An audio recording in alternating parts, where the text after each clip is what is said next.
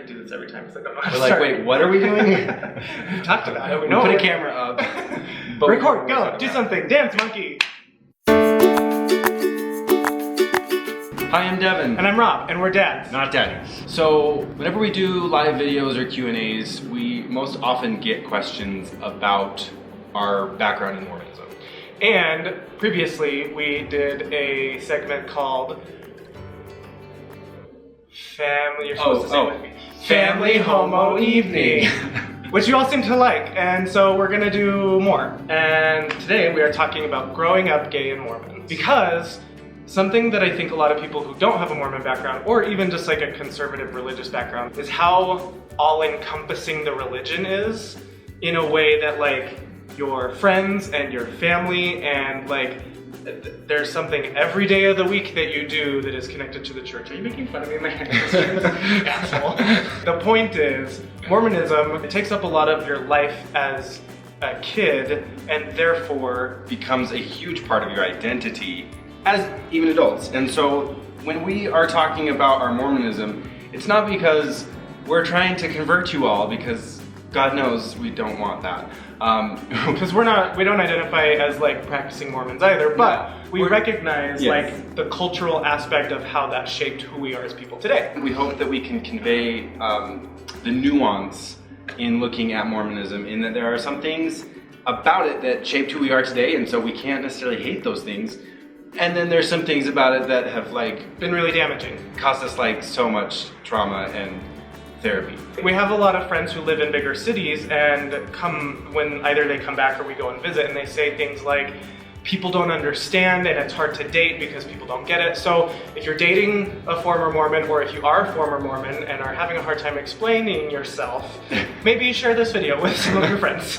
When we grew up Mormon, we both grew up in quite like religious households. Sunday was church, Monday was family home evening. Not homo. No, that's family ours. Home evening, in which you like have a lesson at home with your family and you sing songs and churchy things, play games and do churchy things at home. And then like Wednesday night is mutual, where you get together with youth who are your same age and you do more churchy things. Yeah, and then there's always just like other callings and activities in the church on a regular basis that the calling is like an assignment to like do a certain job in the church. Just so you understand, there's a very defined progression for, especially for young men in the church, which is why people can seem very like-minded or sometimes even robotic. The church gives you an identity associated with that script that you're supposed to follow. Like you're a man, so you're the breadwinner and you're supposed to do these things, and this is like a righteous priesthood holder has these qualities, and so you try to cultivate that in yourself. Right, but even before you become a man, like, yeah, you get baptized at age 8, you get the priesthood at age 12, every 2 years you advance in the priesthood, you go on a mission at age 18, and then after you get home from your mission, you get married. Like, that's just expected, and you become a father and you make babies, and you serve in the church forever. You're always looking to your next step in life. And so it almost trains you to be dissatisfied, honestly, because you're always like, when's my next progression? When's my next, like you're always working towards something else, which can lead to people being really ambitious, but it also can lead to this feeling of like perpetually unsatisfied.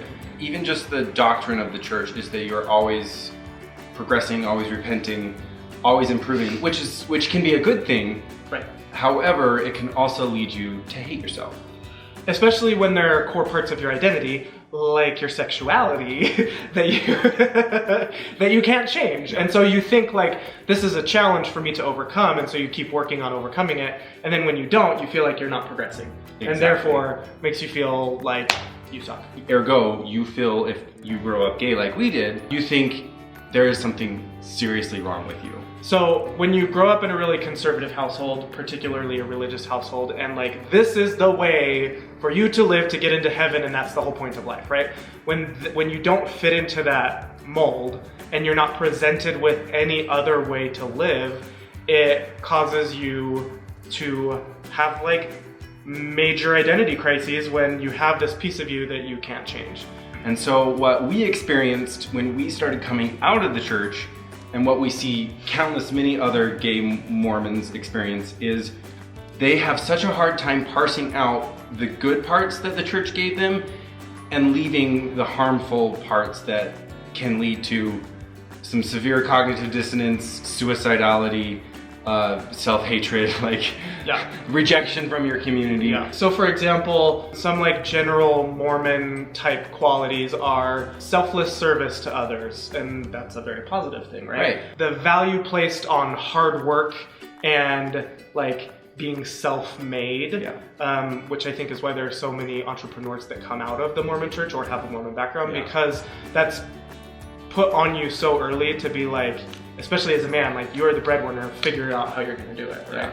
Things just like charity and hard work and thinking of other people, because the church trains you to serve other people. Granted, you can have those same traits and have grown up with a totally different background.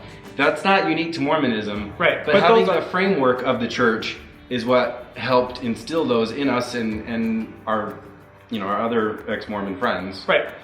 But it also helped instill things like, self-hatred because you don't fit the mold. And like this feeling of guilt that you are breaking the eternal like link in the chain of your family, and like you break one and then everybody's right? So the take-home message that we want to help you all to understand, we hope, is that it takes time and it takes work to parse out the good from the bad that your upbringing and identity gave you. Regardless of what upbringing and identity that was. Because it's so easy to throw out the baby with the bathwater and just throw out everything that the church taught you and dismiss it as harmful. And that often leads to like harmful behaviors, and we see that a lot in youth that are coming out of the church growing up. We've gone through some of that ourselves. And we're still in the process of like doing that parsing out as to what parts of our identity are good and what parts of them are not that the church gave us. I love many of the things that the church gave me growing up. And if I were to totally hate the church entirely, I would be hating myself, because there are many things that the church gave me that are who I am today. Right. And so that nuance is important. We don't want anyone to hate themselves. We don't want anyone to have to reject an entire like upbringing, 25 years of your life, so that they can, in our case, so that they can be like healthy, well-adjusted gays. I don't think anybody needs to reject their identity when they come regardless out. of where you come from. They just need to parse out what's good, what's bad. And the same goes for the gay community. There are many good things about the gay community that we love, that we embrace. There's also some pretty like harmful, damaging aspects of the gay community that also, or at least of people's behavior that they associate with like stereotypical gay behavior. Not that there's anything wrong with stereotypical gay behavior. No. Because we embrace it in many forms. Yeah, but like go party your ass off, and like if you're gonna experiment with things, whatever it may be, like those are certainly your choices, but understanding the consequences thereof are also important. Right. Just like understanding the consequences of internalizing self-hatred and things that come from, in our case, a conservative Christian background, can also be harmful. That being said, we would love to hear from you guys. Like, what are your thoughts on your upbringing and background, and how has that shaped who you are today? Did that help you coming out? Did you come from like a really accepting, open family? Did you have a really hard time? Like, comment down below so that we can share our experiences, because it's tough for everyone. So, anyways, if you like this video, make sure to give it a thumbs up.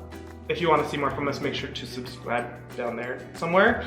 And we love you, we care about you, and write some messages for us in the comments, and we'll try and respond to them. Yeah, and if you have any other questions about Mormonism specifically, any suggestions on things that you might want explained from the gay Mormon pseudo-experts, we're not experts. comment down below. All right, love you, bye.